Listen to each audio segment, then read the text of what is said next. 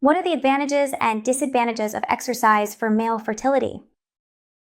The main advantages of sport in relation to male fertility are found mainly when it is practiced in a moderate way. In this way, sport can lead to an increase in testosterone, a better oxidative balance in the semen, which would reduce oxidative stress, and an improvement in seminal parameters. On the other hand, sport presents disadvantages for male fertility when it is practiced very intensely, as is the case with elite athletes or competitive athletes.